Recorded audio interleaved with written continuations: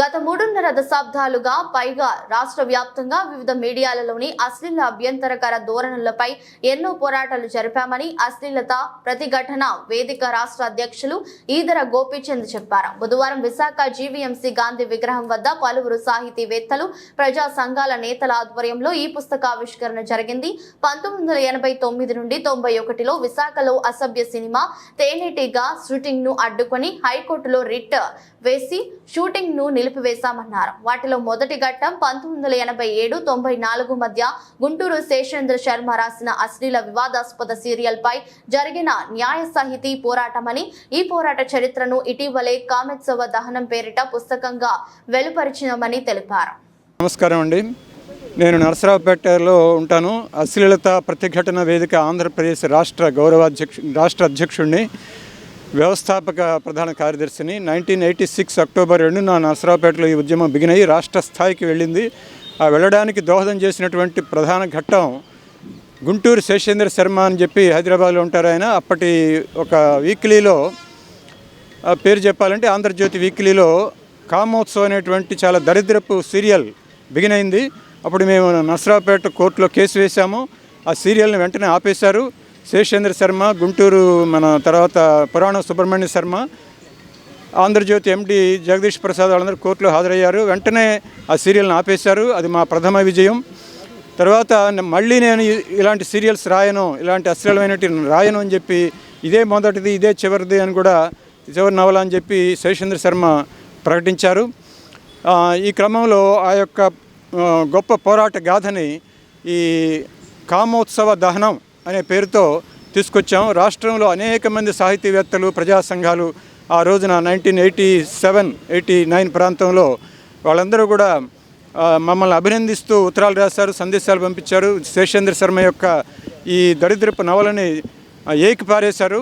ఆ వ్యాసాలన్నిటిని కూడా దీంట్లో కూర్చి ఒక పుస్తకంగా ఈరోజు మనం తీసుకురావటం జరిగింది. తర్వాత అంతకుముందే ఇక్కడ ఇదే విశాఖపట్నంలో 1989లో మల్లాది వెంకటకృష్ణమూర్తి నవల తేనెటీగ అనేటువంటి దాన్ని సినిమాగా తీస్తూ రాజేంద్ర ప్రసాద్ హీరోగా ఇక్కడ షూటింగ్ జరుగుతూ ఉంటే మేమందరం కలిసి అనేక సంఘాలు, ఇక్కడ భారత నాస్తిక సమాజం కానీ, ఇంకా అరసం కానీ, విరసం కానీ, జన సాహితీ అని, ఇలా అనేక సంఘాలు 16 సంఘాలు ఉన్నాయి మా ప్రతిఘటన వేదికలో. మేమందరం కలిసి ఇక్కడ ప్రతిఘటించి 10 రోజుల పాటు పెద్ద ఆందోళన చేశాము. అది రాష్ట్ర స్థాయిలో సెన్సేషన్ జరిగింది. ఆ తర్వాత వాళ్ళు షూటింగ్ జరుపుకున్నారు, మేము ఆందోళన 10 రోజులు చేశాము. ఆ తర్వాత హైకోర్టుకి వెళ్ళి రిట్ వేశాము.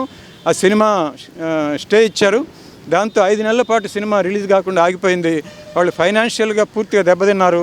అప్పుడు కానీ మా యొక్క దెబ్బ ఎంత శక్తివంతమైనదో వాళ్ళకి తెలిసి రాలేదు. మరి అంత గొప్ప ఉద్యమాలని అశ్లీలతపై చేయటం జరిగింది. ఇంకా ఆ క్రమంలో అనేక ఉద్యమాలు, ఉదాహరణకి గాంధీ సినిమా మీద, రాజశేఖర్ గాంధీ సినిమా మీద రిట్ హైకోర్టులో వేసేస్తే నేటి గాంధీగా పేరు మార్చి 70 కట్స్ విధించారు. దాంట్లో ఐ లవ్ యూ టీచర్ అనేది కూడా, టీచర్ని డిలీట్ చేశారు మా ఆందోళన వలన.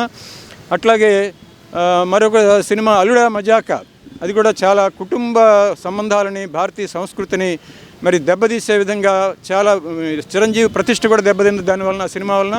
దాని మీద కూడా మేము చాలా ఆందోళన చేసాం. అప్పుడు నేను ఉత్తరాంధ్ర అంతా కూడా నేను పర్యటించాను. ఈ విశాఖపట్నం కలెక్టరేట్ ముందు కూడా ధర్నా చేశాము. అది చివరికి మన ఢిల్లీకి రీసెన్సార్కి వెళ్ళి దాంట్లో అనేక సీన్స్ కట్ అయినాయి మన యొక్క ఆందోళన వలన. ఈ రకంగా ఈ అశ్లీల విష సంస్కృతి ఇప్పుడు ఈ ప్రింట్ మీడియాని మానిపోయి అధిగమించి టీవీలకి, సామాజిక మాధ్యమాలకి చేరుకుని అరచేతులు అశ్లీలం వచ్చేసింది.